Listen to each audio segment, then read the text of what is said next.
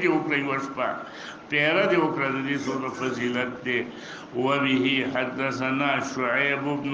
رزيق ابو شيبة قال حدثنا عطاء الخراساني عن عطاء بن ابي رباح عن ابن عباس قال سمعت رسول الله صلى الله عليه وسلم يقول عينان لا تمسهما النار، يعني لا تمسوا صاحبهما یاد کا نرسیږي صاحب د دې سترګو تور یو هغه سترګه بکت من خشیت الله بل عین باتت تحرس فی سبیل الله باب ما جاء في ثواب الشهداء کی وبه حدثنا عن انس قال رسول الله صلى الله عليه وسلم قتل في سبيل الله دلته وای دا قتل چې دی په معنا د مفعول سره واخله المقتول فی سبیل الله وجل کېدل په لار د الله کې یکفر کل خطیئه هر ګناه معاف کوي. جبريل وای راغی رسول الله صلی الله علیه وسلم ماته استثناء وکړه چې لدین د پردې قرض نه معاف کوي. فقال النبي صلی الله علیه وسلم الا الدين وبه قال ابو عيسى وفي الباب په دې باب کې د ګڼو صحابهونو روایتونه راغلي دي. وهذا حديث غريب لا نعرف من حديث ابي بكر الا من حديث هذا الشيخ. دا شيخ يحيى بن طلحه کوفی دی چې دا شيخ الترمذي دی. قال وسألت محمد بن إسماعيل عن هذا الحديث فلم يعرفه وقال ويلا أنه أراد حديث حميد عن أنس. یقینا اراده کړې ده د یحیی د حدیث د حمید عن انس عن النبي صلی الله علیه وسلم قال ليس احد من اهل الجنه يسره ان يرجع الى الدنيا الا الشهيد.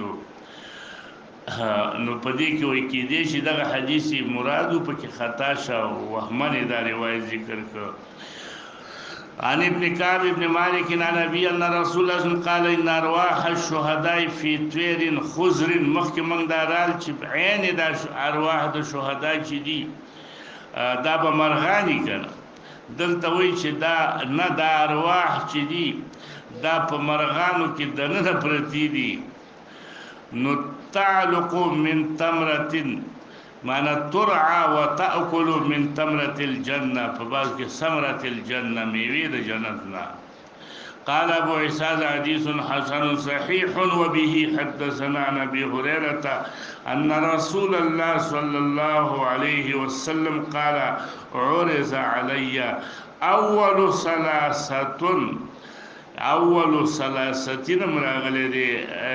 چې مجهول دغه ودا په ترکیبی اضافي سره واخلي. عرض علي اول ثلاثه اولنې د څو کسانو په ما باندې پیښلو اولنې د درې قسمه خلقونه چې هغه به داخليږي يدخلون الجنه چې هغه به ټول نصیب سپیږي. بعض علماء وایي د دې معنا دا ده عرض علی اول ثلاثه معنا دا ده چې عرض علی اول اوقات العرض ثلاثه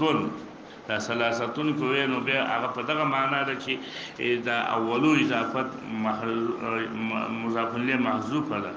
اول په اوقات د عرض کې چې ما ته پیش کېدل نو اول اوقات العرض کې ما ته پیش کړل شول ثلاثه يدخلون الجنه هغه اولنی کسان چې هغه بچاته داخليږي جنت ته. هغه کسانو کې څوک یو شهیدو بل څوک دی عفیف چاته ویل کېږي. عفیف هغه چاته ویل کېږي چې پاکي عن طاعات ما لا يحل دا خستلو د کسب کولو دا هغه سنه چې هغه د لپاره حلال نه یند چا مال حرام نه اخیسته د چا مال په طریقې غلطه باندې دې ته څه ویل کېږي عفیف. او متعفف ویل کېږي هغه کس ته چې چاته سوال مال کړي سوال نه کړي بعض وایي چې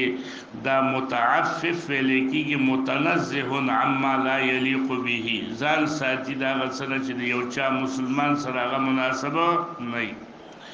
وعبد او دریم کس عبد احسن عبادت الله اغا کس دی چې اغا خیسته کی عبادت د الله ونصح لموالیه او اغا خیر خوای د خپل موالیو یو شهید شو بل دغه عفیف متعفف شو بل اغا غلام اغا بنده چې عبادت غلام هغه غلام چې د الله عبادت هم کوي او خیر خوای د خپل موالیو د پاره دا درې قسمه خلک وبه حدثنا عن انس عن النبي صلى الله عليه وسلم انه قال ما من عبد يموت نه دا امام په ترجمه دا چې کړی دا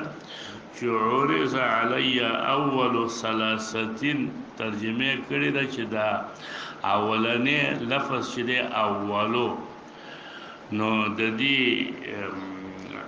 اضافت وای چې شوی دی نکری ته د استغراق لپاره دی نو معنا اول کل ثلاثتين هغه اولنی یعنی د کم کسان چې جنت ته داخليږي اول پاغي کې هر یو کس یعنی اول چې داخليږي درې قسم خلک چې جنت ته داخليږي پاغي کې اولنی کسان ټول ما ته پیش کړلې شلو نو د هر یو ډلنا چې دغه کبي یا ذکر شوی دی په دې کې چې کوم اولنی کسانو دا ما ته پیش کړلې شو ودا معنا مراد باب ما جاء في فضل الشهداء